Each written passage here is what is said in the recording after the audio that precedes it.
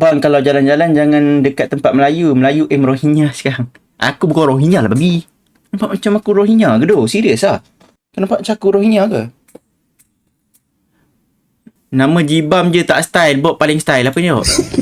Tak, bagi aku betul. Style pun nama Bob. Nama Mak Saleh kot, Bob.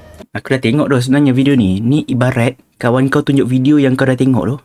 Kau tak tahu nak react macam mana doh. Macam itu lah tadi. Aku dah tengok sebenarnya. Tapi aku layankan je. Bob lah siap. Ya doh, Bob doh. Bob babi Syakir. Sabar. Sabar Jamil. Aku pasti Bob ni satu hari nanti dia akan kurus doh. Okay? Dia akan kurus doh. Serius. Apa syak ni?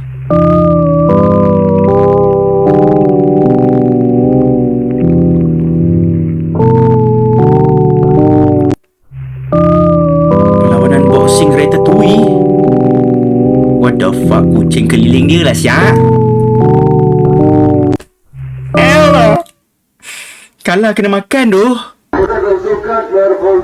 Ui, ni kat mana Abi? Polis. Malaysia siap.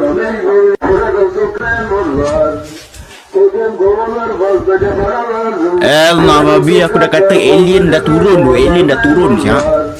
Kat Malaysia gila polis anjing buat basikal siap. Anjing dah start malas berjalan.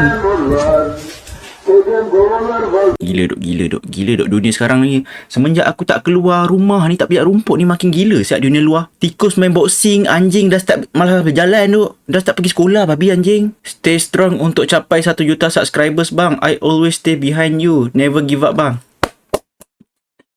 W Isha tu.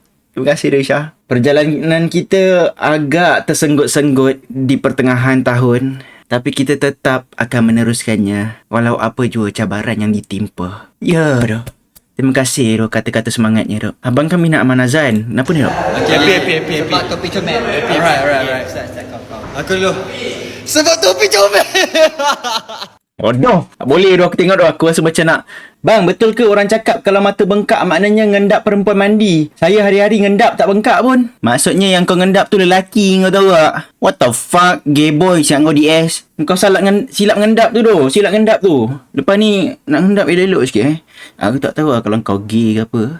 Anjing pun pergi sekolah sekarang. Betapa susahnya dunia sekarang. Maksudnya dunia semakin membaik lah doh. Dulu anjing tak pergi sekolah doh. Sekarang anjing dah start pergi sekolah. Ada sekolah persekolahan anjing doh. SM Jing. SM Jing, sekolah menengah anjing.